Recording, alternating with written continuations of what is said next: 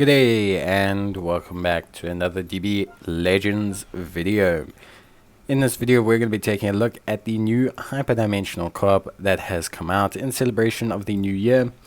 This is the New Year's Hyperdimensional co-op and it's basically against Broly, and it's a great way to get your hands on quite a few rewards. So obviously Chrono Crystals are one of them.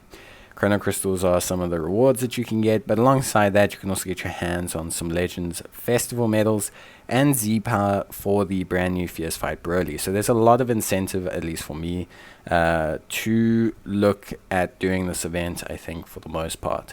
So yeah, obviously, as always, the standard Hyperdimensional co-op rewards are present.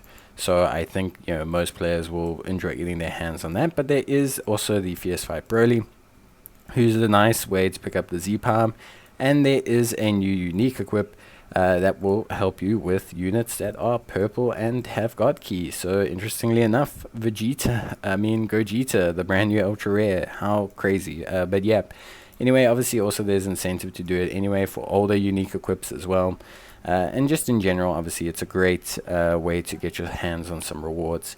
So beyond that, there are some bonuses. If you use the Fierce Fight Gogeta, you will gain some additional Z-Power rewards, so I do suggest doing that. You don't need to use them as your unit, you can just have them in your support team. And there is also a whole bunch of additional kind of bonuses as well in terms of the gear that you can use.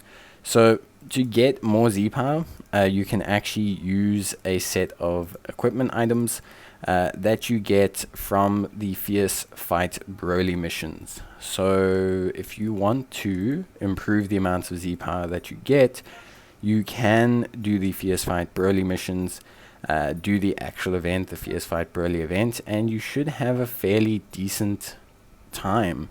Obviously there's still a great incentive to do the Fierce Fight event anyway, because that's how you get the starting Z-Power for Broly and kind of get moving along that kind of pathway.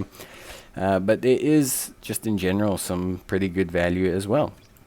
Obviously you want to have quite a lot of value in terms of getting rewards, and Broly himself will help you out with the Hyperdimensional co-op. So I do suggest doing that as much as possible. This orange equipment you see here is the bonus equipment. You can upgrade it. I do suggest doing so. It will help you out a lot, and it's just in general a great, whenever you have these kind of bonuses, use them.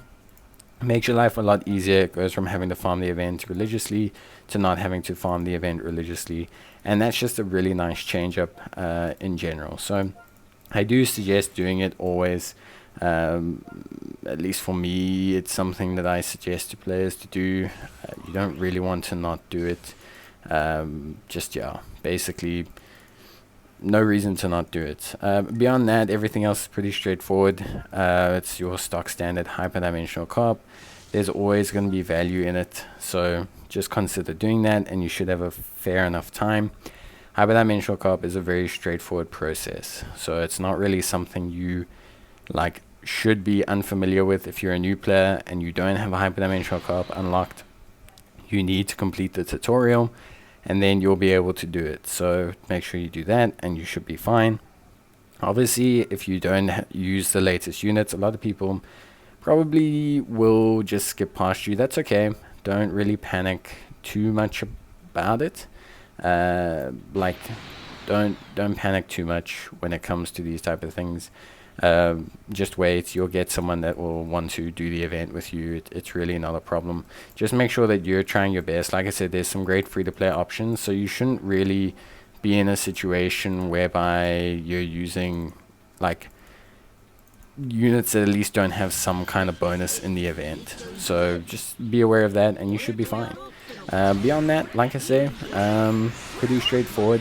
I think for me, Hyperdimensional co-op is a simple-ish situation. It's been changed a little bit.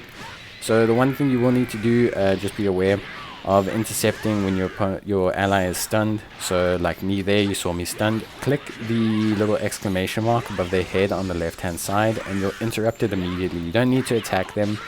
You can just fully interrupt it with that mechanic. So please do that. It will help you out a lot. Then beyond that, there's nothing else too much. Obviously, standard procedure, you want to lower the blue bar of the opposition. When you lower the blue bar of the opposition, then you are going to obviously have a little bit of a window by which you can, by which you can do like damage. So you're going to do a rising rush at this point. My friend missed theirs, or my ally missed theirs. During this period, when the rising rush is up, or you're doing the rising rush, make sure you time it so that it's at the same time as your ally. It will do considerably more damage. So if you don't do it at the same time as your ally, it's not the end of the world, but it does tend to make things a little bit harder, which isn't something we all want to have happen. We do all like to finish our events sooner, because the sooner we finish our events, the sooner we can do our second run, the sooner we can have a bit of a better time. With that being said, though, I think for the most part players should be relatively happy with how the Hyperdimensional co-op is. I think the fact that there's two free-to-play units that are accessible and usable in this, I think is good for me personally. I always like that they now have those options. It means that players aren't left with needing to farm only one and having like not a great situation. I think now, at least, like I said, the players at least have like a choice. They can make plans, they can do stuff, and I think that's good overall.